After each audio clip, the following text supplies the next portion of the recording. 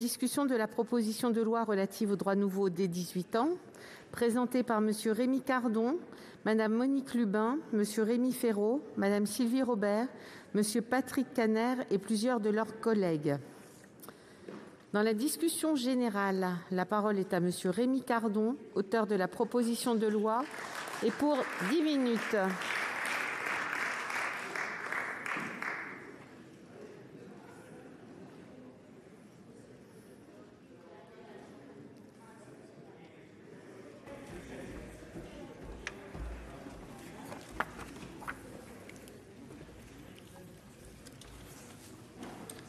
Madame la Présidente, mes chers collègues, la crise que nous affrontons depuis plusieurs mois affecte encore plus durement les jeunes de notre pays. La situation matérielle, financière, mais aussi psychologique et morale de notre jeunesse s'est fortement dégradée. 29% des 18-25 ans sont en dépression. Et le sujet est devenu d'autant plus pressant que plusieurs drames se sont survenus ces derniers jours. Un étudiant s'est défenestré depuis sa chambre à Villeurbanne. Des tentatives de suicide se sont multipliées. Si les jeunes sont plutôt épargnés par les formes graves du Covid-19, de la Covid-19, les effets des confinements successifs et l'incertitude ambiante sur la santé mentale est plus que préoccupant. Malheureusement, l'accompagnement reste très faible en France. Seulement un psychologue pour 30 000 étudiants. La situation matérielle et financière est souvent l'une des causes de cette grave perte de repères. Les jeunes sont en première ligne de cette crise. Ils sont souvent la première variable d'ajustement chez les employeurs. Ils occupent les postes les plus précaires, ils sont les premiers à perdre leur emploi. C'est aujourd'hui la tranche d'âge la plus durement touchée par la hausse du chômage. À ces jeunes, au chômage, s'ajoutent celles et ceux qui sont arrivés en septembre dernier sur un marché de l'emploi saturé, dégradé et ne disposant d'aucun filet de sécurité et étant exclus des mécanismes de solidarité nationale. J'ai récemment visité plusieurs épiceries sociales, solidaires, qui se disent d'ailleurs débordées par l'afflux des jeunes. Je discute aussi régulièrement avec des associations de banques alimentaires, ils me parlent d'un rajeunissement de leurs bénéficiaires. J'ai entendu aussi également Louis Gallois sur France Inter sur le fait que 25% des personnes dans les centres d'hébergement ont moins de 25 ans. Tous ces chiffres, en tout cas, nous interpellent, mes chers collègues. Alors, des efforts ont été réalisés dernièrement au niveau national pour venir à pallier les difficultés sur la revalorisation des bourses, la mise en place de repas à 1 euro. Ceci constitue des réponses, tout comme peuvent l'être pour certains jeunes l'apprentissage, les aides d'urgence ou les modestes annonces du plan « Un jeune, une solution ». Mais ces aides restent partielles ou très ponctuelles, monsieur le ministre. Or, la précarité des jeunes est structurelle, le mal est profond et plus ancien. Le chômage des actifs de moins de 25 ans atteint 30%. En France, un jeune de moins de 25 ans sur 5 vit en dessous du seuil de pauvreté, soit 1,5 million de jeunes. Dans son dernier rapport sur la pauvreté, l'Observatoire des inégalités constate que parmi ces 5 millions de pauvres en France, plus de la moitié ont moins de 30 ans. Il s'agit également de la tranche d'âge dont le taux de pauvreté a le plus progressé ces dernières années, avec une hausse de près de 50% depuis 2002. C'est pourquoi nous pensons que l'ouverture du RSA aux moins de 25 ans à tous les jeunes est une proposition qui doit être engagée. C'est le sens, l'objectif simple et efficace de cette proposition de loi relative aux droits nouveaux dès 18 ans.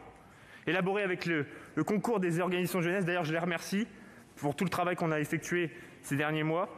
C'est une véritable brique d'une démarche d'ensemble pour la jeunesse qui doit permettre de constituer une réponse rapide face à l'urgence. Car autrefois, le RMI, l'accès au RSA, est soumis à une condition d'âge spécifique, être âgé de plus de 25 ans. Deux situations permettent toutefois de bénéficier du RSA avant l'âge de 25 ans. La parentalité, et puis depuis le 1er septembre 2010, le RSA jeunes actifs qui, en fait, il faut avoir travaillé 2 ans les 3 dernières années, ce qui paraît compliqué quand on est entre 18 ans et 25 ans. Et au final, ça touche 1500 jeunes aujourd'hui en France. 1500 jeunes, le RSA jeunes actifs. Alors, la réponse du gouvernement, c'est la garantie jeune, qui semble être apparemment la réponse envisagée. Très bon dispositif fait par des socialistes lors du dernier quinquennat. très bon, excellent ministre, ici présent. Bon dispositif, mais parfois lourd et difficile à mettre en place rapidement. Parce qu'on est sur un travail qualitatif sur les jeunes. Et d'ailleurs, il a été expérimenté, généralisé en janvier 2017, dans l'ensemble de la France. La garantie jeune s'adresse aux jeunes de 16 à 25 ans qui ne sont ni en emploi, ni en études, et ni en formation, et qui se trouvent dans une situation de précarité. Ce dispositif octroyé par une durée d'1 an associe un accompagnement vers l'emploi et la formation au versement d'une allocation. Fin 2017, 75 000 jeunes bénéficient de la garantie jeune. L'objectif des 100 000 n'a pas été atteint fin 2020. Alors imaginez que la garantie jeune universelle, entre guillemets universelle, puisque le gouvernement veut juste doubler, passer de 100 000 à 200 000, récemment, en tout cas c'est ce qui a été récemment évoqué par Mme Borne, je ne pense pas que ça peut traiter de l'urgence. Et d'ailleurs, suite à des discussions avec des directeurs de missions locales, se sont interrogés comment ils allaient recruter les chargés de mission, puisqu'on est à peu près à un chargé de mission pour 50 jeunes en accompagnement. Donc ils s'interrogent en fait de comment on peut répondre rapidement à cette urgence sociale chez les 18-25 ans, en n'ayant pour l'instant pas de feuille de route sur le recrutement, sur la formation de ces chargés de mission. Les missions locales, d'ailleurs, ne sont pas présentes dans tous les territoires, malheureusement. Il faudra de nombreux mois pour toucher les jeunes, voire plusieurs années. Autrement dit, priver la très grande majorité des jeunes de l'accès à notre dispositif universel de lutte contre la pauvreté ne me paraît en effet plus acceptable. Cette condition d'âge apparaît bien singulière au regard de la situation de nos voisins européens et surtout, elle empêche de lutter efficacement contre la pauvreté des jeunes, dont la hausse est malheureusement frappante. L'accès des jeunes aux minima sociaux doit être assuré. Les effets structurels d'une telle réforme doivent alors bien être anticipés, et l'anticipation au gouvernement, ce n'est pas forcément leur tasse de thé, notamment au regard de notre système socio-fiscal. Des conséquences budgétaires d'une telle réforme, ainsi que la nécessité de proposer un accompagnement plus fort à ceux qui démarrent dans la vie active. En tout cas, dans le rapport parlementaire, dans la mission parlementaire du député Christophe Sirugue, qui avait chiffré d'ailleurs à peu près, donc le RSA est à 564,78 € par mois, et si en tout cas on verse ce revenu minimum de solidarité à 700 000 jeunes qui ont entre 18 ans et 25 ans, cela représente à 4,5 milliards par an. Alors, l'hypothèse retenue est bien évidemment avec une option en prenant en compte le foyer fiscal à 1 maximum et à un niveau de ressources équivalent au RSA, en mettant en œuvre un droit différentiel qui prenne en compte les ressources existantes. Alors, la question du financement, il existe de nombreuses sources de financement. D'ailleurs, ce qu'on peut en tout cas relater, c'est le manque de réponse à l'urgence. Et le plan de relance, il manque, à mon avis, un accent sur la demande, qui c'est un plan de relance uniquement sur l'offre.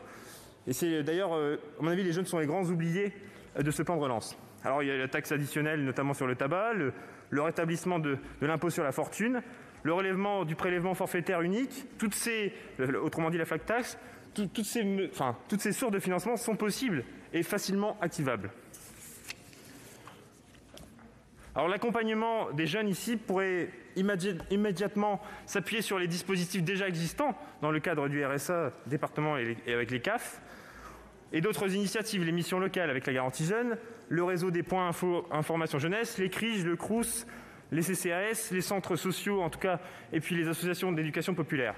Cette proposition de loi, vous l'avez compris, donc des droits nouveaux dès 18 ans, doit constituer une première brique d'une démarche d'ensemble pour la jeunesse. C'est la première réponse forte et rapide en lien avec les acteurs associatifs et les opérateurs de la solidarité. Les expérimentations autour du revenu de base réclamées et souhaitées par certains départements peuvent construire un encadrement plus structurant et offrir un accompagnement renforcé au plus près des territoires. C'est la compétence majeure et incontournable des conseils départementaux. Et il faut s'inscrire dans une perspective universelle et plus structurelle. En ce sens, je suis d'accord avec les remarques de la Commission Affaires sociales qui demandent des travaux et des études approfondies sur les dispositifs d'insertion des jeunes et leur financement. Et en s'appuyant notamment par les exemples et les travaux des missions d'information parlementaires, comme celle sur la politique en faveur de l'égalité des chances et l'émancipation des jeunes, ou sur la consultation citoyenne pour définir les contours de la proposition L proposée par les députés Boris Vallaud et Hervé Solignac. En tout cas, les socialistes ont longuement travaillé sur le sujet. Il y a d'ailleurs une mission d'information de Monique Lubin. Vous avez compris, on est en train de réfléchir à un projet structurel et global pour ces jeunes. La première brique, c'est cette PPL. Cette stratégie, et ce point de vue peut parfois ne pas être partagé par tout le monde. Ce débat doit être alimenté, notamment dans les prochaines élections. Vous devez dépasser l'approche idéologique classique sur ces dispositifs face à cet état d'urgence. Vous n'aimez pas le terme RSA jeune, moi non plus. Je préfère évoquer des droits nouveaux pour les moins de 18 ans, un minimum jeunesse, un minimum vital, afin d'aligner la majorité sociale sur la majorité légale. Alors voilà, j'ai fini et je vous remercie pour en débattre rapidement. Merci. La parole est à Madame Monique Lubin, rapporteure de la Commission des affaires sociales, et pour 10 minutes, chers collègues. La proposition de loi de notre collègue Rémi Cardon, qui propose d'étendre le bénéfice du RSA aux jeunes de 18 à 24 ans, est une réponse concrète et immédiate à l'urgence sociale qui s'annonce et qui risque d'affecter durement les jeunes majeurs, déjà largement frappés par la pauvreté et par la précarité de l'emploi. La situation des jeunes s'est dégradée depuis le début des années 2000. Alors qu'en 2018, 14% de la population vivait en dessous du seuil de pauvreté monétaire, fixé à 60% du revenu médian, ce sont 19,7% des personnes âgées de 18 à 29 ans qui se trouvaient dans cette situation, soit près d'un jeune sur 5. Ce niveau de pauvreté n'est pas acceptable, sans compter que ces statistiques n'englobent pas tous les jeunes adultes en situation de précarité. Je pense aux étudiants ainsi qu'aux jeunes qui sont contraints de rester chez leurs parents car ils ne peuvent accéder à un logement autonome faute de revenus suffisants. Il est encore trop tôt pour évaluer les conséquences économiques et sociales de l'épidémie de Covid-19 sur les jeunes majeurs. Toutefois, il ne fait aucun doute que la crise sanitaire aggrave la précarité des jeunes de moins de 25 ans et la pauvreté d'une partie d'entre eux, en particulier du fait de la dégradation attendue du niveau du chômage. Le soutien des familles, qui n'est pas toujours possible, risque de se fragiliser du fait de la crise qui affecte l'ensemble de la population. Dans ce contexte, les jeunes majeurs en difficulté doivent pouvoir compter sur la solidarité nationale et plusieurs aides permettent de les soutenir. La plupart des prestations sociales non contributives ne comportent pas de conditions d'âge ou sont ouvertes avant l'âge de 25 ans. C'est notamment le cas de l'allocation aux adultes handicapés, qui est ouverte dès l'âge de 20 ans, et de l'allocation de solidarité spécifique, qui ne repose que sur une durée minimale d'activité. En outre, la prime d'activité, ouverte dès l'âge de 18 ans aux personnes qui perçoivent des revenus tirés d'une activité professionnelle ne dépassant pas un plafond, et les aides au logement, qui sont versées sans condition d'âge, constituent les principales prestations non contributives bénéficiant aux jeunes adultes. Dans ce paysage des aides sociales, le RSA, qui n'est ouvert qu'à partir de 25 ans, fait donc figure d'exception. Alors que l'on peut voter et payer des impôts dès 18 ans, cette exception apparaît comme une anomalie. Rien ne semble justifier que les jeunes majeurs de moins de 25 ans ne puissent bénéficier de cette prestation en cas de difficulté, alors qu'ils contribuent à la solidarité nationale. Pour rappel, le RSA, qui a succédé le 1er juin 2009 au revenu minimum d'insertion, est le premier minimum social en nombre d'allocataires. Versé à 2 millions de bénéficiaires en 2020, il prend la forme d'une allocation différentielle destinée à compléter les ressources initiales du foyer afin qu'elles atteignent le seuil d'un revenu garanti, dont le montant est fixé à 564 € pour une personne seule sans enfant et à 847 € pour une personne avec enfant ou pour un couple sans enfant. Si le RSA n'est ouvert qu'à partir de 25 ans, quelques exceptions permettent toutefois d'en bénéficier avant cet âge. La condition d'âge ne s'applique pas aux personnes assumant la charge d'un ou plusieurs enfants nés ou à naître. Par ailleurs, une majoration du RSA est accordée sans condition d'âge aux parents isolés, assumant la charge d'un ou de plusieurs enfants ou à une femme enceinte isolée. Le montant de ce RSA majoré s'élève au 1er avril 2020 à 967 € pour une personne isolée avec un enfant et ses bénéficiaires étaient fin 2018 à 96% des femmes. Environ un quart des 230 000 foyers bénéficiaires du RSA majoré au 31 décembre 2018 concernent des jeunes de moins de 25 ans, alors que seulement 2% des bénéficiaires du RSA non majoré se trouvent dans cette tranche d'âge. Enfin, depuis 2010, le RSA peut être versé aux personnes de moins de 25 ans justifiant de 2 ans d'activité en équivalent temps plein au cours des 3 années précédant la demande. À la différence du RSA de droit commun qui est à la charge des départements, ce RSA jeune actif est entièrement financé par l'État. Toutefois, du fait de la condition d'activité très restrictive, le nombre de bénéficiaires s'est effondré de plus de 9 000 en 2011 à 734 en 2019, ce qui montre bien que ce dispositif a manqué sa cible. Au total, on peut estimer que seuls 91 000 allocataires du RSA sont âgés de moins de 25 ans, sur un total d'1 900 000 allocataires fin 2018. Du fait de ces conditions actuelles d'attribution de la prestation avant l'âge de 25 ans, il s'agit en grande majorité de jeunes femmes élevant seules leurs enfants, comme j'ai eu l'occasion de le constater dans mon département. Il existe néanmoins d'autres aides ciblant les jeunes en situation de précarité. Ainsi, la garantie jeunes constitue selon moi l'un des meilleurs dispositifs d'accompagnement des jeunes vers l'emploi. Elle assure un accompagnement spécifique pour certains jeunes de 16 à 25 ans qui ne sont ni en emploi, ni en études, ni en formation, qu'on appelle les NEET, dont le nombre était environ 960 000 en 2018 selon la DARES. La garantie jeune est une modalité renforcée du parcours contractualisé d'accompagnement vers l'emploi et l'autonomie, le PACEA, qui accorde une aide financière à son bénéficiaire, couplée à un accompagnement intensif vers l'emploi, assuré par les missions locales pendant une durée d'1 an en principe et pouvant aller jusqu'à 18 mois. Elle a bénéficié à 91 124 jeunes en 2020 et le gouvernement prévoit sa montée en charge dans le cadre du plan de relance jusqu'à 200 000 bénéficiaires en 2021. Par ailleurs, il faut saluer le déploiement en urgence par l'État d'aides exceptionnelles de solidarité versées aux ménages modestes en juin, puis en novembre 2020, ainsi que la création pour 2021 de nouvelles aides exceptionnelles destinées d'une part aux chômeurs de moins de 26 ans bénéficiant d'un accompagnement individuel intensif par Pôle emploi ou par la PEC, et d'autre part aux jeunes diplômés de moins de 30 ans inscrits comme demandeurs d'emploi et anciennement boursiers de l'enseignement supérieur. Toutefois, bien que positive en soi, l'ensemble de ces mesures ne constitue nullement une garantie jeune universelle, contrairement à la présentation qui en est faite par Madame la ministre du Travail, mais un ensemble de réponses ponctuelles qui ne permettront pas de soutenir tous les jeunes majeurs dont la situation sociale aura été aggravée par la crise. En outre, j'estime qu'il ne faut pas tout attendre de la garantie jeune qui cible un public bien particulier. En effet, un jeune peut aujourd'hui se retrouver temporairement sans ressources, sans être NEET. De plus, je rappelle que le bénéfice de ce dispositif a une durée limitée. Au demeurant, une véritable garantie jeune universelle nécessiterait des moyens considérables pour conserver ce qui fait sa spécificité, sous peine de décrédibiliser un dispositif qui fonctionne et qui a une bonne image. Il apparaît dès lors nécessaire de revoir les conditions d'attribution du RSA aux jeunes adultes. Et c'est l'objet de la proposition de loi que nous examinons. Elle prévoit d'ouvrir le bénéfice du RSA dès l'âge de 18 ans, c'est l'objet de l'article 1er, et de supprimer en conséquence à l'article 2 le RSA jeune actif qui deviendrait sans objet. Cette proposition a été inspirée par plusieurs mouvements de jeunesse et elle reprend notamment une recommandation de l'ancien député Christophe Sirugue, auteur d'un rapport en 2016 sur les minima sociaux. Elle est en outre soutenue par de nombreuses associations que j'ai pu rencontrer pour préparer l'examen de ce texte.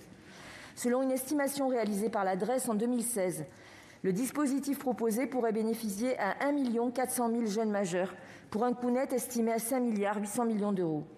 Alors que les dépenses sociales des conseils départementaux progressent fortement, mettant certains d'entre eux en difficulté financière, je considère que le coût de telles mesures ne devrait pas être à la charge de ces collectivités.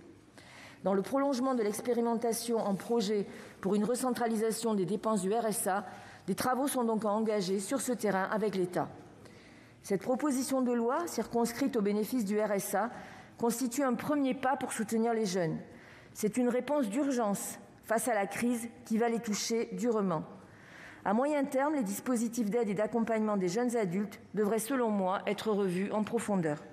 D'une part, de nombreuses situations de fragilité sociale nécessitent un traitement spécifique. Il faut mieux accompagner les familles monoparentales ou encore les jeunes sortis de l'aide sociale à l'enfance. Je pense également aux problèmes de précarité de l'emploi qui frappent les jeunes à travers les contrats courts, les extras ou, de façon plus récente, les plateformes numériques du travail. Quant aux étudiants défavorisés, qui ne sont pas concernés par le RSA, ils mériteraient que le service de bourse soit réformé. D'autre part, je considère que la lutte contre la pauvreté dans notre pays devrait passer par la mise en place d'un revenu de base versé automatiquement et sans contrepartie. Cette idée, promue par l'Association des départements solidaires, dont j'ai entendu plusieurs représentants, me paraît être la bonne solution à terme pour soutenir les plus pauvres, notamment les jeunes majeurs. Par son automaticité, cette allocation aurait en outre le mérite d'apporter une réponse au problème du non-recours aux droits. Avant que ces évolutions, que j'appelle de mes vœux, ne puissent être engagées, la proposition de loi a le mérite de répondre à la détresse sociale des jeunes. Elle me paraît nécessaire dans le contexte actuel, alors que la mise en place d'un revenu universel d'activité, comme l'envisage le gouvernement, a peu de chances de se concrétiser avant la fin du quinquennat. Offrir aux jeunes majeurs un filet de sécurité dans un contexte de crise ne signifie pas qu'ils seront désincités à trouver un emploi. Il convient aujourd'hui de dépasser l'idée que les minima sociaux piègent leurs bénéficiaires dans une trappe à inactivité. Plusieurs études, comme celle de l'économiste Esther Duflo, tentent à réfuter cette idée qui reste pourtant fortement ancrée dans les esprits, comme l'ont montré nos débats en commission. Il faut donc renouveler notre regard, ou du moins nous appuyer sur ces travaux. Dans cette perspective, ce dispositif permettrait de préserver, en cas de difficulté, la capacité des jeunes adultes à s'émanciper et à s'insérer dans la société. La Commission des affaires sociales n'a pas adopté cette proposition de loi. À titre personnel, j'y suis favorable, car je considère que plus que jamais, la solidarité nationale ne doit laisser nos jeunes de côté. Je vous remercie. Merci. La parole est à Monsieur Adrien Taquet, secrétaire d'État chargé de l'enfance et des familles. Je suis heureux de pouvoir m'exprimer devant vous sur un sujet sur lequel, contrairement peut-être à ce qui a été dit, le gouvernement est pleinement engagé. Malgré les épreuves et au-delà de la gestion de la crise sanitaire, nous restons bien sûr concentrés sur l'ensemble des politiques publiques que nous menons. Mais c'est tout particulièrement le cas en matière de lutte contre la pauvreté, un combat qui nécessite de la persévérance, qui nécessite des convictions, des ambitions, mais également de l'humilité. Selon l'INSEE, en 2018, sur les 5,4 millions de jeunes adultes âgés de 18 à 29 ans, environ 20% sont touchés par la pauvreté dans notre pays.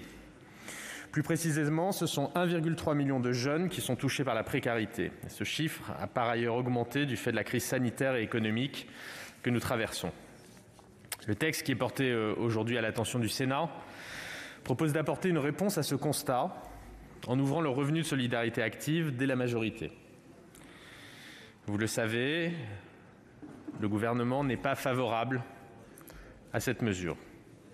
Il y a en effet deux logiques qui n'ont rien d'idéologique, je pense, mais qui s'opposent. Il y a celle qui privilégie l'ouverture d'une allocation à tous les jeunes, avant même de s'évertuer de réfléchir à leur trouver une formation ou un emploi. Et il y a celle qui encourage, dans tous les cas, à trouver une formation ou un emploi et qui l'assortit d'une allocation pour les jeunes qui en ont besoin. Le gouvernement a choisi la seconde option. Nous avons choisi, en effet, d'offrir une solution à tout jeune qui en fait la demande, mais aussi d'aller chercher ceux qui n'en font pas la demande, pour les accompagner. Ce n'est pas simplement en permettant aux jeunes de 18 à 25 ans d'avoir accès au RSA que nous lutterons efficacement contre la pauvreté des jeunes, mais bien en créant, nous en sommes convaincus, les conditions d'une meilleure insertion sociale et professionnelle. C'est le sens du choix fait par le gouvernement de contractualiser avec les départements autour de l'accompagnement des bénéficiaires du RSA. Depuis le 1er janvier, le nouveau service public de l'insertion et de l'emploi se déploie sous l'égide de la ministre Brigitte Klinkert. C'est une rupture fondamentale dont on retrouve aussi l'esprit dans le plan de relance d'une ampleur historique qui doit nous permettre de retrouver le rythme des créations d'emplois qui était le nôtre avant la crise. Tout cela s'inscrit pleinement, vous l'avez identifié, dans le cadre de la stratégie nationale de prévention et de lutte contre la pauvreté, présentée en septembre 2018 par le président de la République. Depuis 2018, nous avons par exemple renforcé l'accompagnement des jeunes sortis de l'aide sociale à l'enfance. Et ces mesures font leurs preuves. Plus de 50% aujourd'hui des 20 000 jeunes de l'aide sociale à l'enfance devenus majeurs en 2019 ont fait l'objet d'une prise en charge dans le cadre du référentiel de la stratégie pauvreté. Avec Brigitte Klinkert, le mois dernier, nous avons signé un accord avec l'Union nationale des missions locales et la CNAP, afin que dans chacune des missions locales, un référent aide sociale à l'enfance soit désigné et que ces référents aillent vers les jeunes de l'aide sociale à l'enfance pour leur présenter, sur leur lieu de vie, l'ensemble des dispositifs auxquels ils ont droit. Car il y a aussi derrière tout ça une question d'accès aux droits pour un certain nombre de ces jeunes.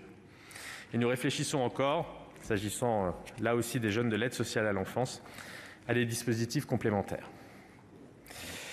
Les actions prévues ont par ailleurs été renforcées en 2020 par des mesures exceptionnelles en faveur des personnes les plus fragiles, particulièrement touchées par la crise, ainsi que par des dispositifs de plus long terme. C'était évidemment indispensable. La crise économique touche de plein fouet les jeunes. Chacun d'entre nous a conscience des difficultés que notre jeunesse traverse, des sacrifices qu'elle a dû faire et du sentiment d'injustice que cela a pu entraîner. Certains n'ont pas pu achever leur formation, quand d'autres font leur entrée sur un marché du travail dégradé. Protéger l'avenir des jeunes est l'une des priorités du gouvernement.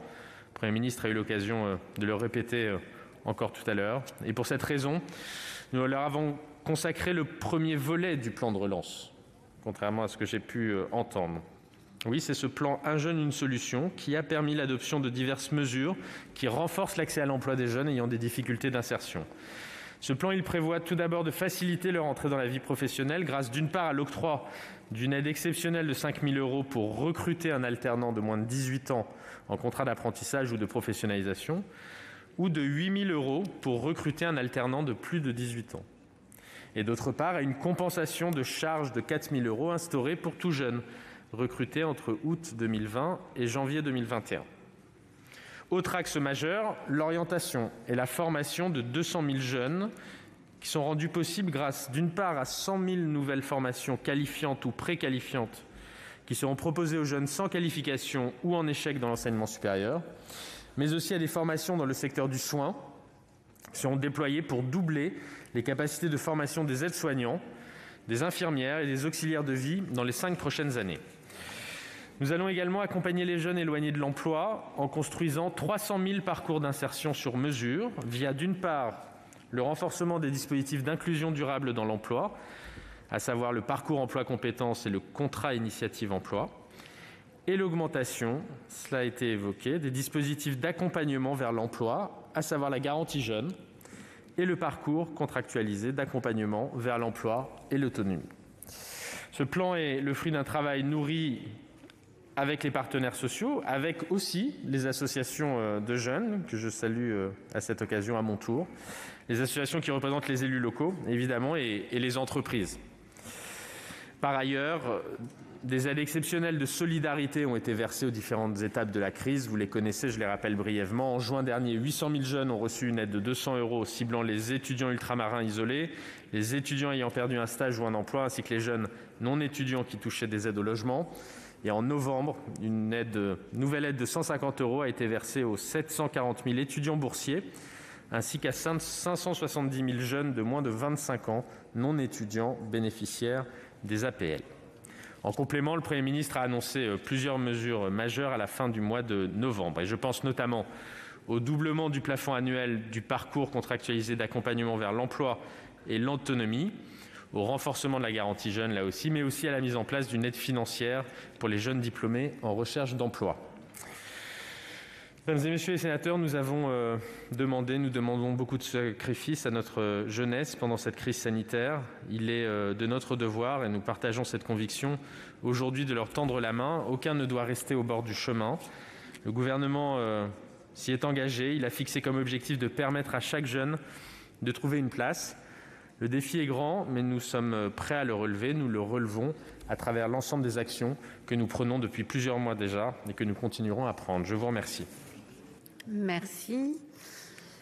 Dans la suite de la discussion générale, la parole est à Monsieur Daniel Chassaing du groupe Les Indépendants, République et Territoires, et pour 5 minutes.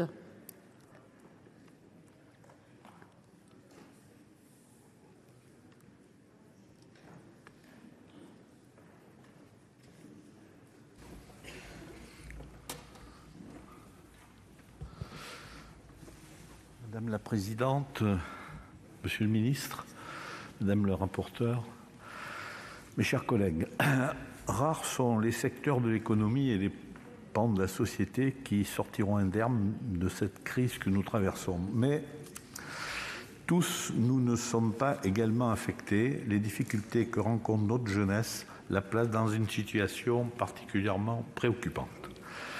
Nous avons été alertés depuis plusieurs mois sur la gravité de cette situation. C'est pourquoi je tiens à saluer l'initiative du groupe socialiste et de l'auteur de la proposition de loi. Elle a le mérite de placer au cœur de nos débats le sujet de l'avenir de notre jeunesse et donc l'avenir de la nation et nous inciter toujours à améliorer notre modèle social. Personne ne conteste la situation très préoccupante de notre jeunesse et les moyens à mobiliser peuvent diverger. En l'occurrence, nous sommes aujourd'hui amenés à nous prononcer sur l'ouverture de nouveaux droits pour les jeunes, l'extension du RSA à 18-25 ans. Cette proposition n'est pas nouvelle, mais elle se présente sous un jour dans un nouveau contexte. Avec cette pandémie, les Français se sentent privés de leurs belles années, ne réclament pas uniquement plus d'allocations comme le RSA, mais plus de considération et d'accompagnement dans leurs études vers l'emploi ou vers l'emploi et la formation. Je crois que la question que nous devons nous poser est la suivante: quelles sont les opportunités, quelles sont les perspectives d'avenir qui se présentent aujourd'hui à nos jeunes, plutôt que de créer de nouveaux droits dès 18 ans. Nous devons nous attacher à créer de nouvelles opportunités. Il semble à cet égard plus pertinent de renforcer les dispositifs d'accompagnement qui ont fait leurs preuves. Les jeunes sont en mal d'insertion pendant leurs études ou en inclusion dans le travail. C'est pourquoi le déploiement par le gouvernement du plan Un jeune, une solution qui vise à faciliter l'accès des jeunes aux différents dispositifs dont ils peuvent bénéficier nous paraît important et à étendre. Dans cet éventail de mesures, le mécanisme de la garantie jeunes est sans doute l'un des plus prometteurs pour les publics précaires, notamment les décrocheurs. Il faut capitaliser sur les réussites et amplifier son déploiement. La logique de contractualisation sur laquelle repose la garantie jeune me paraît adaptée aux enjeux actuels. Il est important de proposer aux jeunes un accompagnement de proximité avec un engagement en retour à retrouver un parcours de formation ou un emploi. Dans ce cas, l'allocation ne serait qu'un élément d'un accompagnement qui doit être plus global et plus personnalisé. Cependant, je doute que le bornage dans le temps de ces contrats soit vraiment bénéfique. J'avais posé un amendement visant à inscrire dans la loi le fait que la garantie jeune se poursuive tant que le contrat n'a pas débouché sur une sortie positive, soit en formation, soit en emploi. Donc, maintenir le contrat tant que les objectifs ne seraient pas atteints avec un accompagnement. À cette fin, le maillage territorial des missions locales s'avérera déterminant, bien sûr en étant renforcé, ainsi que la mobilisation des collectivités et des entreprises pour accueillir, former et proposer un avenir aux jeunes. J'ajouterai des besoins très importants en aides-soignantes et infirmières dans les EHPAD et en milieu hospitalier. J'ajouterai aussi l'apprentissage. C'est sans doute une des rares bonnes nouvelles de la crise, puisque le nombre d'apprentis a augmenté en 2020. Ce dispositif a fait ses preuves pour l'installation des jeunes et nous devons l'encourager et le développer. À cet effet, le gouvernement doit aussi tenir ses promesses de financement auprès des entreprises qui ont embauché un apprenti. Il y a eu quelques difficultés. En ce qui concerne les étudiants qui n'ont pas pu, pendant leurs vacances ou leurs études, exercer des CDD, il faut mieux les prendre en compte et les aider en amplifiant les actions menées. Je pense notamment aux bourses ou l'augmentation des tutorats et à le repas à 1 €. En conclusion, notre groupe ne souhaite pas ouvrir le bénéfice au RSA aux 18-25 ans, mais considère que nous devons faire plus pour les étudiants et mieux en faveur de l'insertion de tous les jeunes par le travail. Merci.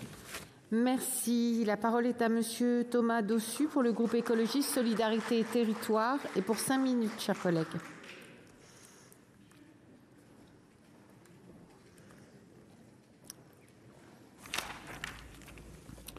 Madame la présidente, monsieur le ministre, mes chers collègues. Face à la pauvreté, face à la précarité, face à l'exclusion d'une partie grandissante de la jeunesse, il y a urgence. Entre 2002 et 2018, le taux de pauvreté des jeunes est passé de 8 à 13%. Pour les personnes seules, qui ne vivent pas chez leurs parents et qui ne sont pas en couple, le chiffre augmente encore avec 22% de jeunes sous le seuil de pauvreté.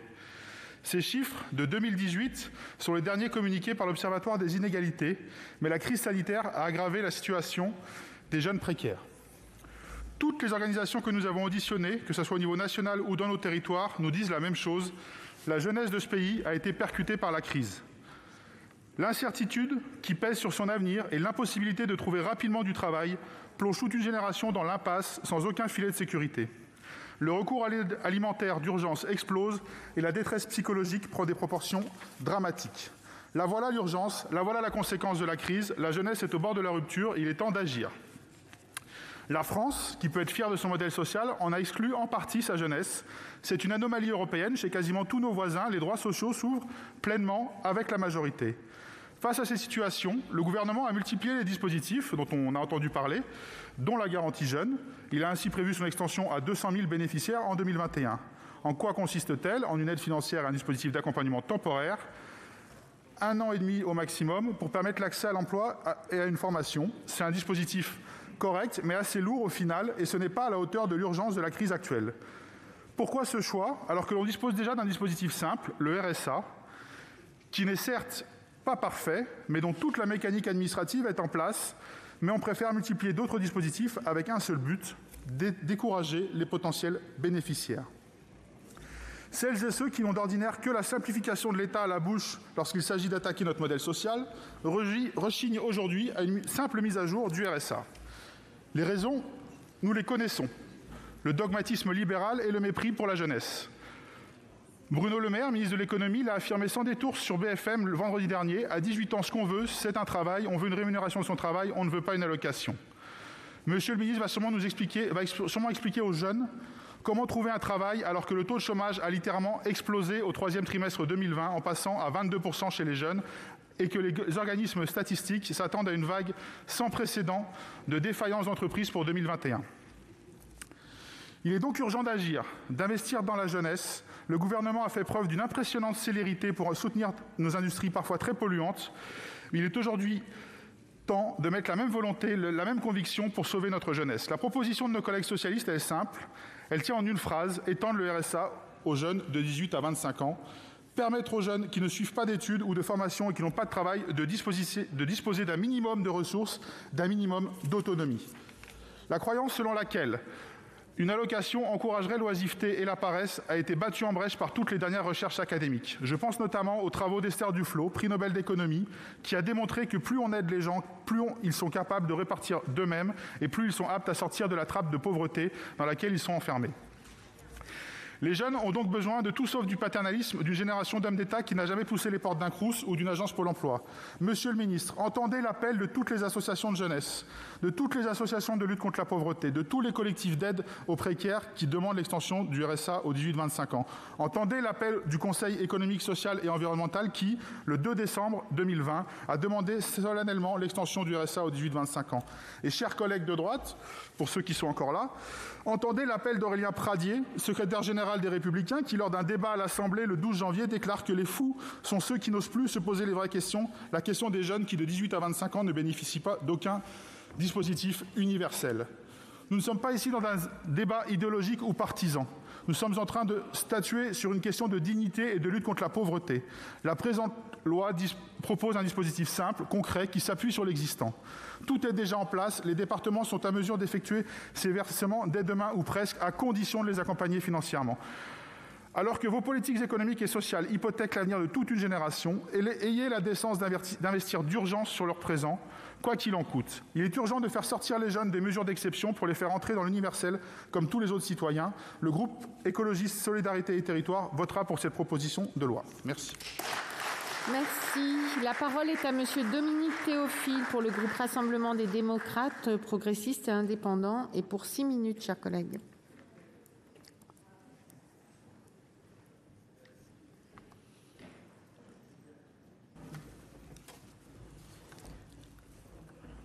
Madame la Présidente, Monsieur le Ministre, Madame la Rapporteure, mes chers collègues, la proposition de loi de notre collègue Rémi Cardon propose d'ouvrir aux jeunes de moins de 25 ans à un droit au revenu de solidarité active, le RSA. Parce que la crise économique et sociale que nous traversons touche en premier les plus jeunes, vous souhaitez faire de cette réforme la première pierre d'un dispositif universel qui réponde à la fois à une urgence, la précarité grandissante de la jeunesse française et à un souci d'autonomie et d'émancipation. Votre proposition n'est pas nouvelle. puisqu'elle actualise au regard de la crise sanitaire un débat vieux de 30 ans. En 1988, le gouvernement socialiste de Michel Rocard avait en effet porté la création d'un revenu minimum d'insertion, le RMI. Pour faire face à l'émergence d'une nouvelle pauvreté de masse, à l'époque déjà, les jeunes de moins de 25 ans avaient été écartés de ce dispositif au motif qu'ils bénéficiaient d'actions spécifiques d'insertion professionnelle. En 2008, la création du RSA et plus tard le RSA jeune n'ont pas remis en cause l'existence de cette limite d'âge, notamment au regard des risques de stigmatisation sur le marché du travail. Si cette proposition n'est pas nouvelle, elle a le mérite de mettre un peu plus en lumière les difficultés que rencontre la jeunesse française, en plus de nous permettre d'en débattre aujourd'hui dans cet hémicycle et, si j'en crois certaines déclarations, de faire bouger quelques lignes. En France, 1,5 million de jeunes vivent en situation de pauvreté. C'est trop. Leur part a fortement cru ces 15 dernières années, passant de 8 à 13%. Et ce phénomène qui existait avant la crise sanitaire n'a fait que s'aggraver ces derniers mois, parce qu'ils étaient en CDD, en intérim ou entre deux contrats et qu'ils n'ont pu, en raison des confinements successifs, retrouver un emploi. Parce que, étudiants ou jeunes diplômés, on ne leur a pas donné et on ne leur donne pas leur chance. Ce constat, nous le partageons avec le gouvernement. Des mesures d'urgence en faveur du pouvoir d'achat des jeunes ont été présentées ici même ces derniers mois. Vous les connaissez. Il s'agit du versement exceptionnel de 150 € pour les jeunes les plus précaires. Il s'agit de l'instauration du ticket RU et 1 € pour les étudiants boursiers.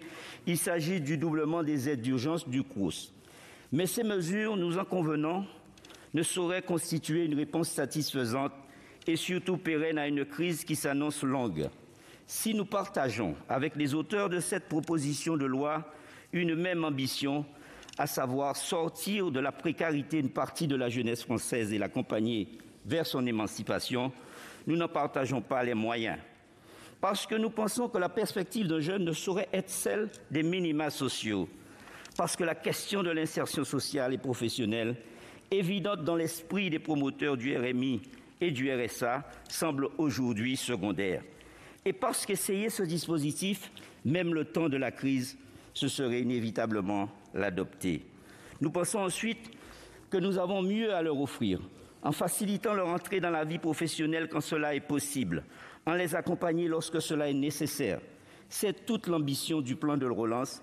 Un jeune, une solution dont le montant de 6,7 milliards d'euros constitue un effort sans précédent envers les jeunes. Ce plan, qu'est-ce que c'est ? Des primes à l'embauche d'abord, dont les résultats sont d'ores et déjà mesurables, 4 000 € pour les jeunes de moins de 26 ans, jusqu'à 8 000 € pour les apprentis. Ce plan, c'est aussi 100 000 services civiques supplémentaires, 20 000 nouveaux postes rémunérés d'étudiants tuteurs et 300 000 parcours d'insertion, etc. Cela fonctionne, par exemple, entre août et novembre 2020, ce sont plus d'1 million de jeunes de moins de 26 ans qui ont été recrutés en CDI ou en CDD de plus de 3 mois. Mais ce plan doit surtout permettre de renforcer la garantie jeune. Ce dispositif créé sous le quinquennat précédent permet d'accompagner des jeunes de 16 à 25 ans, souvent en situation de grande précarité, vers l'emploi ou la formation. Elle donne droit à la fois à une aide financière calquée sur le RSA et surtout à un accompagnement. Au 31 décembre 2019, le nombre d'entrées depuis le début du dispositif était de 366 000 jeunes, dans la grande majorité âgés de 18 à 21 ans. Parce qu'il a tiré les leçons de la crise économique, le gouvernement a souhaité augmenter considérablement les moyens financiers alloués aux missions locales, afin de permettre à 200 000 jeunes de bénéficier cette année. Nous saluons cet engagement. Est-ce assez ? Non, certainement.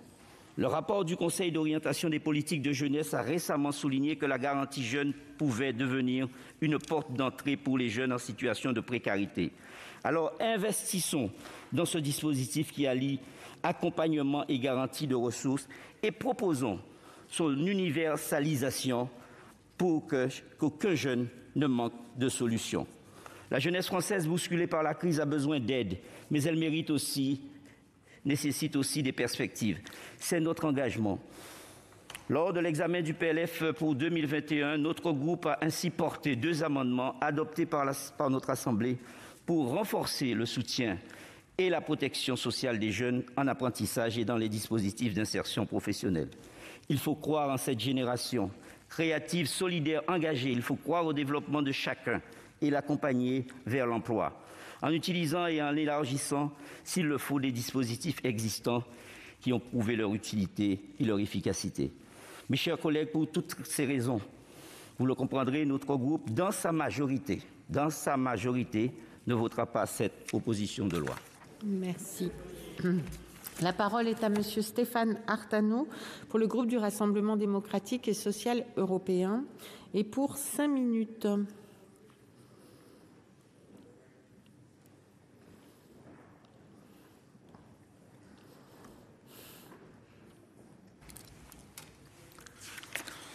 Madame la Présidente, Monsieur le Ministre, mes chers collègues, depuis la première vague de pandémie de Covid-19, nous sommes confrontés à une crise économique sans précédent. Les jeunes ne sont, hélas, pas épargnés et comptent parmi les premières victimes. Il est vrai que la fragilité de cette population n'est pas nouvelle, mais la crise a amplifié le phénomène de paupérisation de cette tranche d'âge. Au dernier trimestre 2020, près d'un jeune sur 4 se retrouve ainsi sans activité professionnelle. À celles et ceux qui ont perdu leur emploi s'ajoutent les nouveaux diplômés qui arrivent sur un marché de l'emploi offrant de moins en moins d'opportunités. Ne disposant que de très rarement d'une épargne ou de réserves financières et exclus la plupart du temps des mécanismes de solidarité nationale, ces jeunes sont particulièrement vulnérables et sont de plus en plus nombreux à tomber dans la grande précarité. C'est pour tenter de freiner cette précarisation grandissante que plusieurs organisations de jeunesse et associations plaident depuis longtemps pour l'ouverture du RSA aux moins de 25 ans, et plus particulièrement en cette période exceptionnelle de crise sanitaire. Elles estiment que le plan d'urgence Un jeune, une solution fonctionne peu, puisque le nombre de jeunes en recherche d'emploi augmente drastiquement et que le nombre de jeunes de moins de 25 ans vivant sous le seuil de pauvreté ne cesse de croître. Dès lors, l'ouverture du RSA pour les moins de 25 ans représente un filet de sécurité nécessaire au vu du contexte. C'est l'objet de la proposition de loi présentée par nos collègues du groupe socialiste, écologiste et républicain. Il est vrai que cette mesure permettrait d'éviter qu'un trop grand nombre de jeunes ne tombent dans l'extrême précarité. Je pense tout particulièrement à ceux et à celles qui n'ont aucun soutien familial. Pour autant, si nous ne pouvons rester sourds à leur détresse, nous devons nous demander si étendre le RSA dès 18 ans est la meilleure solution au défi de la pauvreté des jeunes. La question mérite d'être posée et je dois reconnaître que les opinions divergent au sein du groupe RDSE. Quoi qu'il en soit, je pense que les mesures exceptionnelles mises en place par le gouvernement méritent d'être saluées. Je pense à la création de 20 000 jobs étudiants, au doublement des aides d'urgence du Crous à l'aide mensuelle pour les jeunes en recherche d'emploi, mais surtout au doublement de la garantie jeune en 2021. Certes, ces aides sont ponctuelles et amenées à disparaître après la crise sanitaire, sans doute, alors que nous savons pertinemment que la situation des jeunes s'aggrave depuis une vingtaine d'années. En décembre dernier, le président de la République préférait, je cite, qu'on fasse de la lutte contre la pauvreté par l'insertion, par l'activité économique, par le travail avec les associations de terrain, par l'accompagnement, par des initiatives comme Territoire zéro chômeur, auxquelles je crois à fond et qu'on est en train de généraliser. Fin de citation. Nous avons eu un débat dans cet hémicycle à ce sujet, il n'y a pas très longtemps. La première phase expérimentale de ce dispositif particulièrement novateur a montré comment des femmes et des hommes qui allaient très mal ont retrouvé un sens à leur vie et une utilité sociale en retrouvant un emploi. Par ailleurs, lors de débats à l'Assemblée nationale, le 12 janvier dernier, la ministre du Travail déclarait qu'il fallait apporter aux jeunes une réponse immédiate pour leur permettre de surmonter des difficultés financières, mais que l'objectif premier du gouvernement était de leur permettre d'accéder à un emploi, ce qui les rendra autonomes. Je souscris pleinement à ces propos. Je suis convaincu en effet que les jeunes ont besoin avant tout de mesures d'accompagnement, d'insertion et d'aide à l'embauche. Nous devons certes leur donner les moyens de s'en sortir dans l'immédiat, mais surtout de leur permettre d'accéder à un emploi. Au début du mois, Madame la ministre a reçu un rapport du Conseil d'orientation des politiques de jeunesse qui propose notamment de faire de la garantie jeune un droit pour tous les jeunes en difficulté d'insertion sociale et professionnelle. Et je crois savoir que le gouvernement réfléchit à la mise en place d'une garantie jeune universelle. Pouvez-vous nous préciser, par exemple, Monsieur le Ministre, les contours de ce dispositif ? Au-delà de l'aspect philosophique que soulève la question qui nous est posée, se pose également la délicate question de son financement. Le dispositif proposé s'élève à près de 6 milliards d'euros. Or, nous savons pertinemment que l'État, qui ne compense pas aujourd'hui les dépenses des départements sur le RSA, ne le fera pas plus demain. Aussi, pour toutes ces raisons, la majorité du groupe RDSE s'abstiendra. Merci. La parole est à Madame Cathy Apourceau-Poly pour le groupe communiste, républicain, citoyen et écologiste. Et pour 5 minutes, chers collègues.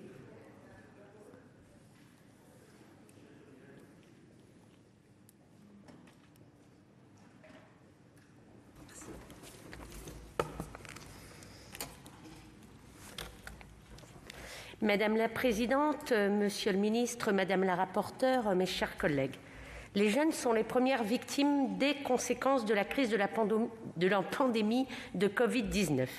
De plus en plus tombent dans l'extrême précarité et n'ont pas d'autre choix que de se tourner vers des organismes de distribution alimentaire pour subvenir à leurs besoins. Le Secours populaire, les Restos du Cœur nous alertent. La fréquentation des étudiants a explosé. Les bourses n'y changent rien quand ils en ont. Pour les jeunes qui ne sont ni en études, ni en emploi, ni en formation, les perspectives s'éloignent de plus en plus. Selon l'Observatoire des inégalités, un pauvre sur 2 a moins de 30 ans. Cette situation est d'autant plus complexe dans des départements jeunes comme le mien, où la majorité des précaires passent sous les radars. Selon le rapport de notre collègue députée Marie-Georges Buffet en décembre 2020, concernant les effets de la crise du Covid-19 sur les enfants et la jeunesse, le mal-être des jeunes progresse, ainsi que le nombre de suicides. Face à cette situation, le 1er décembre dernier, 16 responsables d'organisations de jeunesse ont signé une tribune dans le journal Le Monde appelant à pouvoir bénéficier du RSA dès 18 ans. La proposition de loi de nos collègues socialistes reprend donc la revendication des organisations de jeunesse d'étendre le bénéfice du RSA aux jeunes de 18 à 25 ans. Le gouvernement s'est dit opposé à l'extension du RSA aux moins de 25 ans, alors que les voix montent pour accorder ce filet de sécurité aux jeunes. Le gouvernement refuse car il a peur que si les jeunes bénéficiaient de 500 € par mois, ils renonceraient à chercher un emploi. Contrairement à vous, nous pensons qu'apporter une aide qui permette à notre jeunesse de vivre un peu plus dignement n'invite pas du tout à la paresse. Au contraire, elle permet de s'investir dans des projets créateurs à forte dimension sociale et écologiste. Contrairement à vous, nous pensons que le filet de sécurité sociale que sont les allocations permet de stabiliser une situation de crise pour rebondir. Ce filet n'est pas un hamac. Contrairement à vous, nous pensons que les études sont un droit pour se projeter demain. L'extension de la garantie jeune à tous induit une mécanique qui nuira aux études puisqu'elle est conditionnée au fait de chercher un travail. C'est donc un recul des droits de notre jeunesse et la fin de ses ambitions. En prétendant répondre à l'urgence de cette manière, vous sacrifiez son avenir. L'augmentation des bénéficiaires de la garantie jeune nécessitera de revoir les moyens alloués aux missions locales et de recruter plusieurs milliers de conseillers. Mais au-delà des mesures d'urgence temporaires, c'est d'une réforme structurelle et d'un véritable statut social auquel aspire notre jeunesse. Écoutez les jeunes qui appellent à ne laisser aucun jeune sans solution afin qu'ils puissent être formés, recrutés et à les embaucher dans les services publics qui pâtissent du manque de personnel. Cette proposition de loi visant l'extension du RSA aux jeunes de moins de 25 ans est une urgence sociale indispensable, mais insuffisante si elle ne s'accompagne pas d'un engagement de l'État auprès des départements pour garantir évidemment son financement à l'euro près. Parce que nous savons que les départements n'auront pas les moyens d'une telle dépense, puisque d'ores et déjà, ceux-ci vont devoir prévoir une forte augmentation des dépenses de RSA et de lutte contre la pauvreté qui devrait largement dépasser les 10%. Notre groupe votera donc en faveur de l'extension du RSA aux moins de 25 ans, qui est une première étape vers un statut social qui garantit l'autonomie et l'émancipation des jeunes. Je vous remercie. Merci. La parole est à Monsieur Olivier Henno pour le groupe Union centriste et pour 8 minutes, chers collègues.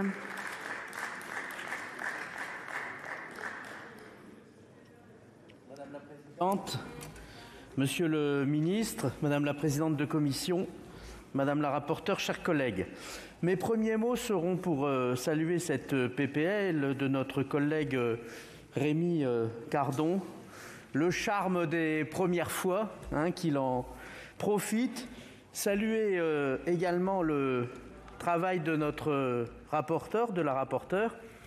Il est certain, mes chers collègues, que la jeunesse française est lourdement impactée par cette crise sanitaire. La question posée par cette PPL est parfaitement légitime. Peut-être d'ailleurs, mes chers collègues, lorsqu'on analysera cette période dans 10 ou 20 ans, les commentateurs s'interrogeront sur cette forme d'aveuglement ou sur ses impacts, on verra, et notamment sur ce qu'il faut bien appeler la fracture générationnelle. Je veux commencer mon propos par une citation de l'abbé Pierre. « Il n'existe pas d'autre voie vers la solidarité humaine que la reconnaissance de l'autre en tant que personne et le respect de sa dignité. » Voilà pourquoi, bien que partageant votre constat sur la situation difficile des plus jeunes, je ne pense pas que nous pourrons la régler par une proposition de loi de 3 articles. Mes chers collègues, peut-être faudrait-il d'ailleurs s'interroger sur notre système redistributif lui-même. Notre pays est celui qui consacre la plus grande part de sa richesse à la santé, à la solidarité. Sommes-nous pour cela le pays le plus juste, le plus solidaire ? Pas sûr du tout. À la fracture territoriale s'ajoute la fracture culturelle, la fracture éducative et maintenant la fracture générationnelle. Alors oui, notre système de redistribution est critiquable. Il existe près de 10 minima sociaux et leur principale caractéristique pourrait être leur complexité. Cette complexité est double, elle concerne tant la compréhension de l'ensemble du système que l'articulation entre les différents dispositifs existants. Cette situation n'est pas sans conséquences, elle entraîne de la rancœur et fait monter le sentiment d'injustice, elle alimente les phénomènes de non-recours qui privent certains de nos concitoyens d'un accès aux prestations. Et face à ce constat, il est indispensable de passer à l'étape suivante et de modifier sans doute en profondeur les règles en vigueur. Cela demandera du temps et une réflexion globale. C'est l'objet de la mission d'information à venir sur la précarité. Nous devons avoir pour objectif de clarifier l'architecture des minima sociaux pour renforcer leur acceptabilité et fonder le consentement de tous à l'effort de solidarité. Alors ne vous me prenez pas, mes chers collègues, je comprends votre engouement pour permettre l'accès des jeunes aux minima sociaux et notamment celle de l'accès des 18-25 ans au RSA. Priver la très grande majorité des jeunes de l'accès à notre dispositif universel de lutte contre la pauvreté doit nous interroger. Cette condition d'âge peut être vue comme singulière au regard de la situation de nos voisins européens. Cependant, les effets structurels de cette réforme doivent aussi être anticipés, notamment au regard de notre système fiscal, des conséquences budgétaires d'une telle réforme, ainsi que de la nécessité de proposer un accompagnement, ça a été dit par notre collègue Chassaing, plus fort à ceux qui démarrent dans la vie active. Vous avez évoqué le rapport de Christophe Sirugue. Alors, bien qu'il soit favorable, c'est vrai, à une ouverture du RSA dès 18 ans, il pose certaines conditions. Et dans ses rapports, il indique qu'une telle mesure doit s'articuler avec d'autres points importants qui rendent quand même difficile une généralisation. Tout d'abord, et comme je l'ai indiqué précédemment, une généralisation du RSA pour les jeunes ne s'apparente pas à une mesure uniquement paramétrique, mais bien à une évolution particulièrement structurante. Cela peut paraître comme évidence pour certains parlementaires de cet hémicycle, mais je le répète et je le rappelle tout de même, le dispositif doit être articulé avec la fiscalité, avec l'accès aux prestations familiales possibles de 18 à 21 ans. Ensuite, il convient d'en étudier les conséquences budgétaires. Cela n'est pas neutre, alors que nous venons de voter une hausse exponentielle de près de 30% de notre dette publique cette année. Les robinets de l'argent public ne pourront pas couler éternellement à flot et il est de notre devoir de parlementaires de mesurer la portée de nos décisions. La mesure que vous proposez est aujourd'hui évaluée à 5,8 milliards d'euros, un montant très conséquent. Il n'est pas illégitime de s'interroger sur la capacité financière de la France. Certains pays commencent d'ailleurs à s'interroger sur leur capacité financière. L'argent magique n'existe pas, même si la période que nous vivons pourrait le laisser croire. D'ailleurs, à ce sujet, je crois, ça a été dit, qu'il faut maintenir les départements et les collectivités territoriales en dehors de ce débat. Il est tout simplement inenvisageable, au regard de leur situation financière, de leur demander un nouvel effort sur le reste à charge. Enfin, mes chers collègues, je veux indiquer, comme cela a été rappelé en commission, le doublement du nombre de bénéficiaires du dispositif Garantie Jeunes pour un montant de 1 milliard d'euros. L'adoption de cette PPL poserait à l'évidence un problème de cohérence des dispositifs publics. Enfin, pour conclure, je vais m'arrêter un instant sur la valeur travail.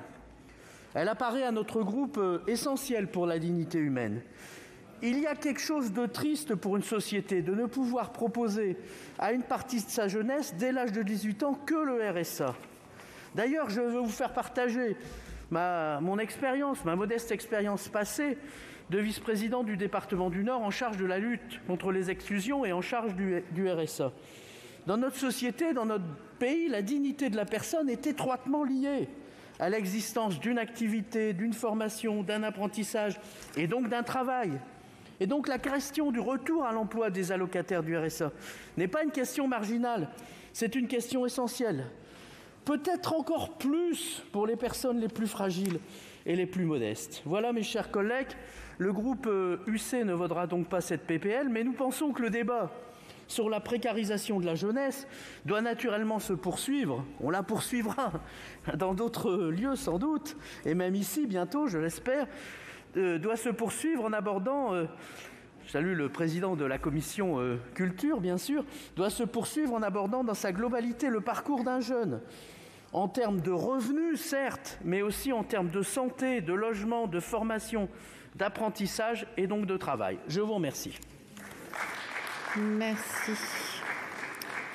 Chers collègues, je vais vous demander dans vos conversations là, de parler juste un tout petit peu moins fort parce qu'on entend beaucoup. Tout à l'heure, j'ai fait une remarque à droite. Là, c'est une remarque sur ma gauche. Merci beaucoup. Merci. La parole est à monsieur Cédric Vial pour le groupe Les Républicains et pour 6 minutes, chers collègues.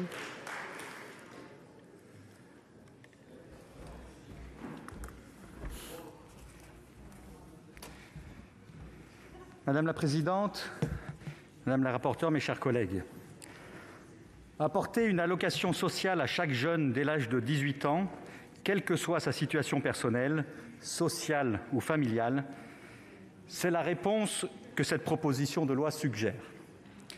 Mais alors, quelle est vraiment la question ? Comment notre société doit-elle répondre aux attentes de la jeunesse ?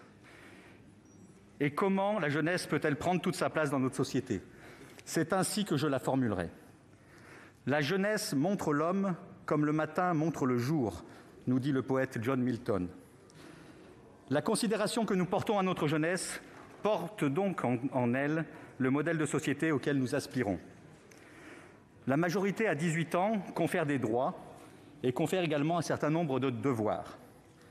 Cette majorité succède à une phase d'apprentissage de la citoyenneté et d'autonomie que le législateur a décidé de fixer à l'âge qui correspond pour beaucoup d'entre eux à celui du bac. Mais l'obtention de la majorité n'est pas une ligne d'arrivée, c'est une étape, une nouvelle ligne de départ. Il n'existe pas un jeune, mais des jeunes. Ils sont lycéens, étudiants, apprentis, jeunes travailleurs. Ils sont urbains ou ruraux. Ils ont des liens familiaux forts, limités ou inexistants. Ils sont différents. Leurs aspirations sont différentes. Leurs besoins sont différents. Les réponses qu'ils attendent sont donc différentes. Pourtant, il existe bien une jeunesse. Dans sa diversité, elle porte en elle les germes de la société de demain. Et après-demain, une autre lui succédera, encore différente, comme un matin succède à un autre.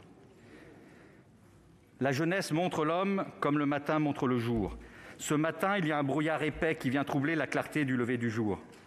Notre jeunesse subit les conséquences de cette crise sanitaire de plein fouet et en paye un lourd tribut. À l'âge où l'on se construit, les jeunes connaissent une détresse sociale, affective et économique sans précédent et probablement sans rattrapage possible de toutes ces occasions manquées. Nous leur devons une attention renforcée.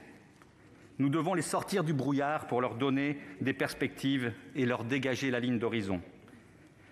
Le RSA pour tous est une réponse sociale, mais c'est aussi un message politique. Est-ce vraiment celui que l'on veut transmettre à cette jeunesse ? À l'âge où l'on devient autonome, où l'on s'ouvre sur le monde, où l'on devient citoyen, où l'on se forge ses premières expériences, on a besoin de repères et de valeurs. Quels sont justement les messages que nous voulons transmettre à notre jeunesse ? Qu'elle est diverse, qu'elle a des perspectives, qu'elle a des solutions, qu'elle détient son destin entre ses mains, que son avenir dépend d'elle-même avant de dépendre des autres, qu'elle doit avant tout se prendre en main et qu'elle trouvera sa voie et les clés de sa réussite dans l'effort et le travail, et une reconnaissance qui sera fonction de son comportement et de son mérite. Est-ce que l'État, et plus largement même la société, doit à sa jeunesse, c'est un accompagnement adapté qui garantisse l'égalité des chances et la méritocratie. Nous leur devons aussi plus de liberté, mais en contrepartie de plus de responsabilité. Les défis sont de taille. Ils concernent avant tout la formation, l'insertion, l'engagement. Ils appellent des dispositifs spécifiques pour chaque situation, pour chaque jeune. L'universalité n'est pas synonyme d'égalité. C'est même souvent l'inverse. Être égaux signifie disposer des mêmes chances de réussir, quelle que soit la voie choisie. Plutôt qu'une allocation, les jeunes ont besoin de solutions individualisées. Aucun jeune ne grandit avec les minima sociaux comme horizon. Lorsqu'on a moins de 25 ans, on construit son avenir. Cela implique de mener un projet de formation ou professionnel. Le véritable défi pour notre société est donc celui de l'accompagnement et de l'insertion. Sur le plan social, il existe déjà un certain nombre de dispositifs fléchés en direction de la jeunesse, tels que les bourses pour les étudiants, la garantie jeune pour ceux qui sont sans ressources et déscolarisés. À l'échelon le plus élevé, la bourse est une aide financière d'un montant proche du RSA. Même chose pour la garantie jeune délivrée par les missions locales, qui permet de toucher jusqu'à 500 € par mois. Je ne pourrais également citer le service civique, les parcours emploi compétences, c'est-à-dire des dispositifs avec, dès le début, un contrat de responsabilité. Des aides exceptionnelles de 200 € pour les jeunes de moins de 25 ans, de 150 € aux 400 000 jeunes qui touchent les APL et aux étudiants boursiers ont aussi été annoncées récemment par le gouvernement. Le RSA peut d'ores et déjà être attribué aux moins de 25 ans dans certaines situations particulières. C'est le cas pour les femmes enceintes, les jeunes parents ou certains actifs sous condition. Le RSA, jeunes actifs, est alloué sous condition aux jeunes de moins de 25 ans ayant déjà travaillé 2 ans au cours des 3 dernières années. L'élargissement du RSA est donc une mauvaise réponse à une mauvaise question. Offrons-leur de l'espoir, offrons-leur une chance de faire leurs preuves, offrons-leur des opportunités de se révéler, de s'épanouir, offrons-leur des assurances et de la liberté. Donnons-leur notre confiance, notre soutien, donnons-leur un accompagnement adapté, donnons-leur une chance, pas une allocation. Je vous remercie. La parole est à Monsieur Rémi Féraud pour le groupe socialiste, écologiste et républicain et pour 4 minutes, chers collègues. La pandémie a entraîné un choc économique terrible, inédit depuis 1945. et l'explosion de la pauvreté qui en découle touche particulièrement les jeunes. Nous l'avons tous dit, en rappelant des chiffres alarmants derrière lesquels il y a une réalité humaine que nous ne pouvons pas ignorer. Or, aujourd'hui, dans cette crise d'une violence inouïe, les 18-24 ans constituent la principale faille de notre système de protection sociale et 150 € en décembre dernier ne sauraient y répondre. Face à des inégalités dramatiquement accrues par la crise, nous aurions pu, et je pense que nous aurions dû, dès 2020, créer de nouvelles solidarités en soutenant la jeunesse. C'est ce que nous avons proposé sans succès lors de l'examen du projet de loi de finances. Mais à chaque fois, nous nous sommes heurtés à une barrière, la barrière idéologique du gouvernement comme de la majorité sénatoriale. L'interview récente de Bruno Le Maire chez Jean-Jacques Bourdin était très éclairante à cet égard. Interrogé sur l'extension du RSA aux 18-25 ans, le ministre répond que ceux-ci préfèrent travailler. Et lorsque le journaliste lui demande ensuite si ce n'est pas aussi le cas des bénéficiaires du RSA de plus de 25 ans, le silence désemparé du ministre de l'économie est éloquent comme une forme de démonstration. Alors sortons du conservatisme. Mettons enfin en œuvre les mots que d'habitude, monsieur le ministre, vous affectionnez au gouvernement, le bon sens, le pragmatisme.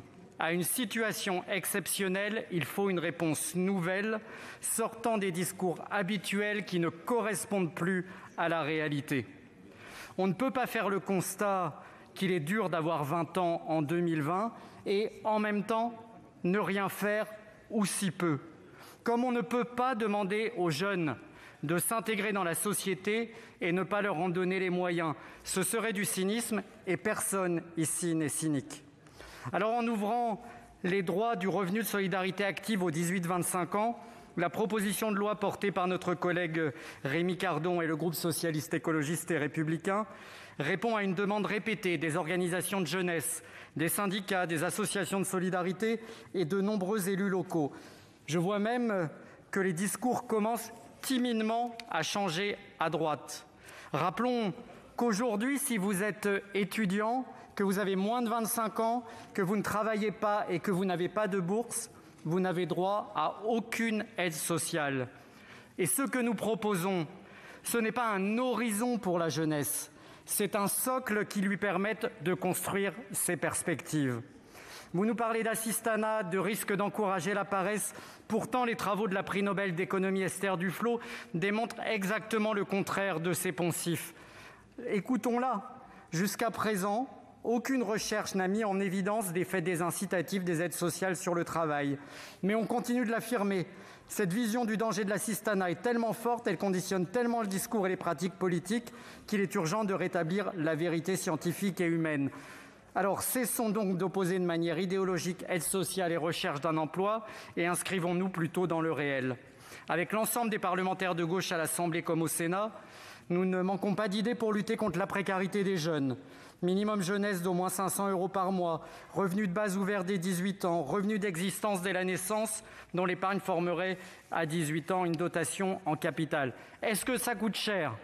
Moins que la baisse des impôts de production des entreprises en tout cas, et ce ne sont pas les pistes de contribution justes qui manquent, à commencer par le rétablissement d'un impôt sur la fortune. Alors avec cette PPL, notre volonté est d'avancer sans délai car nous sommes clairement dans un état d'urgence sociale. C'est une première pierre d'une politique d'aide à la jeunesse. J'ai la conviction que si nous ne saisissons pas l'occasion d'avancer aujourd'hui, la nécessité s'imposera demain. Alors pourquoi attendre ? La commission n'ayant pas élaboré de texte, nous passons à la discussion des articles de la proposition de loi initiale. Monsieur Cozic, vous avez la parole. Bien, Madame la Présidente, Monsieur le Ministre, chers collègues, je tiens à saluer l'initiative de cette proposition de loi portée par mon collègue Cardon, car elle intervient au moment où elle est la plus nécessaire. Nécessaire car pour les jeunes actifs recherchant un emploi, la crise qui s'annonce, avec la contraction de l'emploi, de l'intérim, des petits boulots, cela va accroître fortement les situations de pauvreté en creusant inévitablement les inégalités.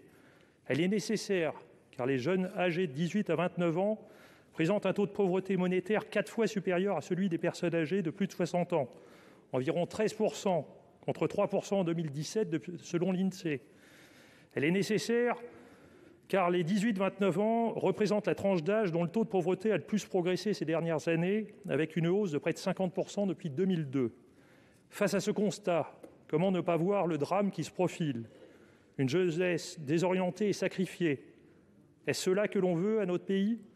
Selon une étude menée par l'association Phage et l'Ipsos, 64% des 18-24 ans présentent une détresse psychologique et 23% ont des pensées suicidaires. En ce sens, les récentes tentatives de suicide ces dernières semaines de plusieurs étudiants ne peuvent malheureusement que nous alerter sur les prémices d'une crise profonde frappant notre jeunesse. Personne ne pense que c'est la solution, mais face à l'urgence, c'est la solution. Vous le savez, mes chers collègues, la relance ne va pas intervenir avant 2022.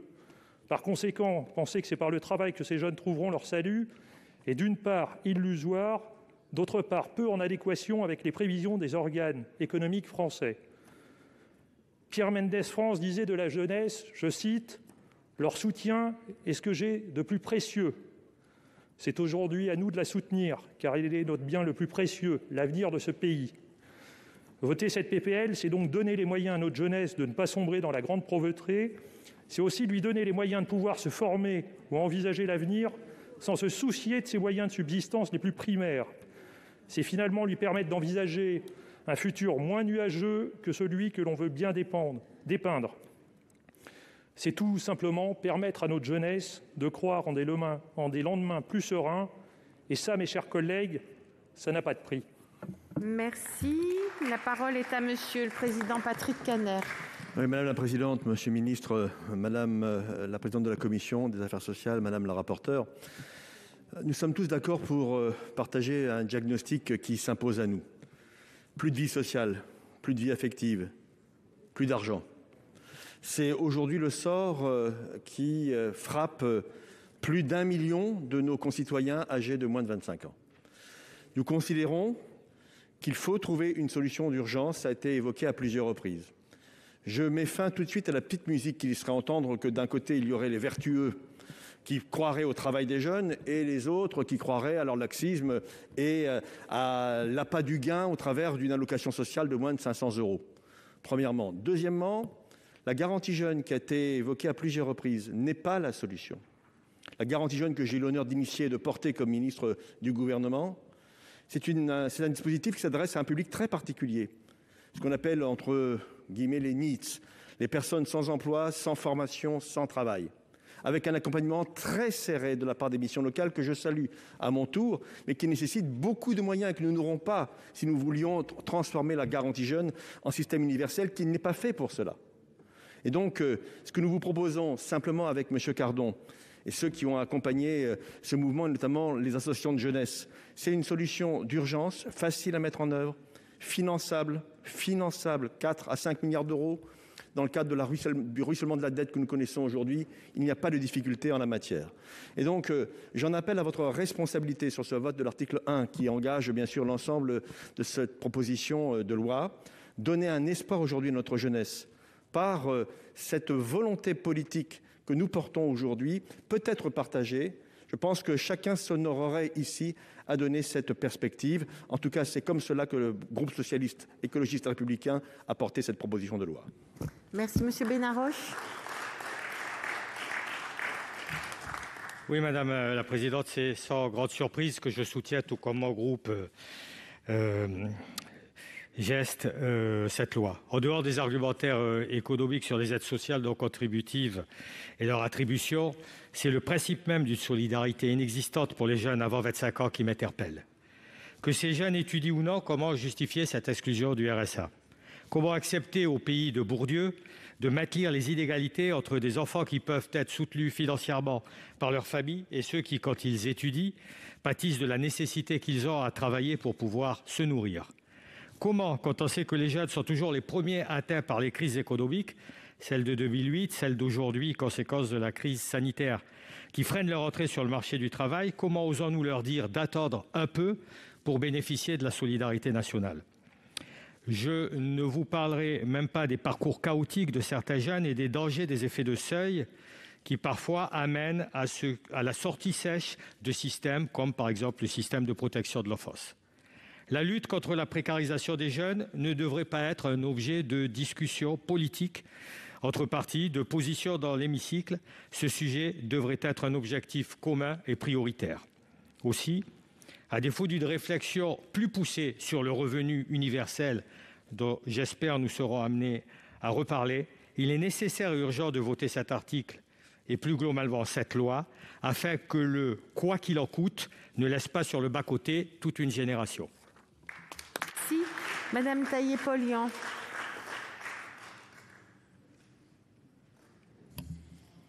Merci, Madame la Présidente, Monsieur le Ministre, mes chers collègues. Moi, j'ai entendu beaucoup de choses dans cette discussion générale, et notamment le fait que cette proposition de loi reviendrait à donner pour donner. Donner pour donner, mais on est quand même un petit peu là dans une conception qui est vraiment hors de toute réalité.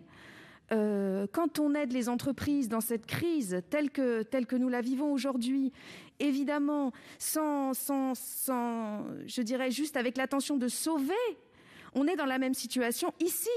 Donc le quoi qu'il en coûte, effectivement, on voit que ça va pour les uns et ça ne va pas pour les autres. Et le plan du gouvernement, un jeune, une solution. Que donne-t-il à voir à la jeunesse ? La garantie jeune étendue, certes, mais le président Kanner l'a fort bien dit, cette garantie jeune, c'est un dispositif très particulier envers un public en grande précarité. Bien sûr, il faut conforter les missions locales. Et d'ailleurs, demander l'extension du RSA aux 18-25 ans, ce n'est pas du tout se mettre en opposition avec le travail extraordinaire des missions locales. Mais c'est ajouter au dispositif présent un droit. Un droit à quoi ? Un droit à se loger, à manger, à être considéré avec dignité. Le gouvernement, donc, nous dit garantie jeune. On voit bien que ça n'est pas à la hauteur de la situation. Il nous dit service civique. Et là, je dis attention, civique actuellement. On est en train de voir se développer le service civique, non pas comme engagement de la jeunesse dans tel ou tel projet, mais comme des petits boulots mal payés. Et on voit même des services publics aujourd'hui qui devraient embaucher des agents et des agentes et qui ont recours au service civique. Donc moi je dis attention, parce que la jeunesse là, on lui parle engagement, on lui parle émancipation, et en fait, on la fait travailler à moindre coût. Et je vois également dans ce plan du gouvernement des jobs étudiants, alors qu'on le sait. Face à la situation de la jeunesse et notamment des étudiants, les jobs étudiants qui sont à destination de ceux qui ont le plus de difficultés nuisent à la réussite des études. Ce RSA étendu aux jeunes des 18-25 ans, ce n'est pas la panacée, c'est une aide d'urgence. Et bien sûr, d'autres solutions existent pour proposer un avenir d'émancipation à notre jeunesse. Merci. Monsieur Savoldelli.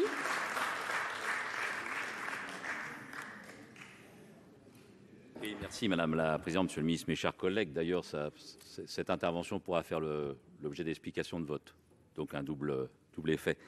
Il a été évoqué par Katia Pourceau pour notre groupe Le Vote. Je crois qu'il est connu, il est entier, sincère et direct. On a évoqué les 1 million de jeunes en dessous du seuil de pauvreté. Et je voudrais évoquer une autre donnée, c'est qu'il y a quand même une personne sans domicile sur 4 à moins de 30 ans. Donc je me permets, Monsieur le Ministre, de vous dire, ça vous a été dit aussi là, un jeune, une solution. Moi, en Val-de-Marne, j'ai 5000 jeunes qui viennent de tomber dans la pauvreté. Donc je vous dis ça, ce n'est pas un élément de polémique, mais dedans, imaginez combien j'ai de jeunes qui n'ont pas de domicile. Entre autres. Après, ce que je veux dire, c'est qu'on a eu un débat, j'ai suivi le débat au-delà de la loi, on nous dit un argument en faveur du travail des étudiants. Les éléments que nous avons à notre groupe, c'est 10 000 étudiants, ils arrêtent leurs études pour des questions financières. Et on nous dit aussi, mais vous voulez que les jeunes aient les minima sociaux comme horizon. Jamais, personne ne l'a proposé. Mais là, j'interroge mes collègues, y compris de la majorité sénatoriale. Avant la crise du Covid, il y avait bien 5,6 millions de personnes au chômage. Il y avait bien 524 000 emplois qui étaient à pourvoir. Est-ce que nous voulions condamner 4 millions, 5 millions de gens à des minima sociaux? Mais non, parce qu'on est face à des urgences. Donc il ne faut pas analyser ça comme un dispositif. Je pense que, voilà, quand on a eu 4 PLFR 4, une loi de finances, un plan de relance, on peut s'autoriser ce soir à ouvrir cette possibilité. Et puis sur les étudiants, je voudrais dire un mot, parce que j'ai regardé en écoutant le débat, il faudrait avoir des arguments en faveur du travail des étudiants. Alors là, il va falloir niveler, mes chers collègues. J'ai regardé, les étudiants des grandes écoles, ils n'ont pas besoin de travailler pour étudier, puisqu'à titre d'exemple, un étudiant à l'ENA, il touche durant ses études un salaire de 1 400 € à 2 144 € net par mois. C'est 11 fois moins qu'un élève d'université. Donc certes, pour cela, il n'y a pas un problème de leur demander à ces étudiants-là de travailler, puisqu'ils sont rémunérés. Et pour les autres, on les voit. Et on les retrouve même, malheureusement, des fois au Resto du Cœur. Donc voilà, ce que je veux dire, c'est qu'après, il y a un débat à gauche, il y a un débat dans la société, il n'appartient pas, y compris à toutes les sensibilités politiques. Il y a aussi des gens qui ne sont pas proches d'une sensibilité politique. On a un problème, c'est l'inconditionnalité. Voilà. Et je trouve que ce projet de loi-là, il met le doigt dedans. Il va falloir poursuivre le débat. Il y a plein de propositions, mais il se pose cette question de l'inconditionnalité par rapport à la valeur travail. Merci. Merci. Alors, je vais mettre aux voix l'article 1er. Et j'ai été saisie d'une demande de scrutin public par le groupe Les Républicains sur cet article 1er. Il va être procédé au scrutin public dans les conditions fixées par l'article 56 du règlement et le scrutin est ouvert. Alors voici le résultat du scrutin numéro 54 sur l'article numéro 1. Compte tenu de l'ensemble des délégations de vote accordées par les sénateurs aux groupes politiques et notifiées à la présidence, nombre de votants 343, nombre de suffrages exprimés 325, pour l'adoption 93, contre 232, le Sénat n'a pas adopté. Article 2, chers collègues, je vais mettre aux voix cet article 2. Si cet article n'était pas adopté, l'article 3, qui constitue le gage de la proposition de loi, deviendrait sans objet. Je considérerais, si l'article 2 n'était pas adopté, qu'il n'y aurait plus lieu de mettre aux voix cet article et l'ensemble de la proposition de loi. Il n'y aurait donc pas d'explication de vote sur cet article et sur l'ensemble. Est-ce que quelqu'un demande la parole pour expliquer son vote sur l'article 2 ? Je n'en vois pas. Je vais donc mettre aux voix l'article 2 et j'ai été saisie d'une demande de scrutin public par le groupe Les Républicains. Sur cet article 2, il va être procédé au scrutin public dans les conditions fixées par l'article 56 du règlement et le scrutin est ouvert. Voici le résultat du scrutin numéro 55 sur l'article 2. Compte tenu de l'ensemble des délégations de vote accordées par les sénateurs aux groupes politiques et notifiées à la présidence, nombre de votants 343, nombre de suffrages exprimés 325, s'il vous plaît, chers collègues. Pour l'adoption 93, contre 232, le Sénat n'a pas adopté. L'article 2 est donc rejeté. Il en est donc de même de l'article 3. Un vote sur l'ensemble n'est pas nécessaire puisqu'il n'y a plus de texte. En conséquence, la proposition de loi n'est pas adoptée.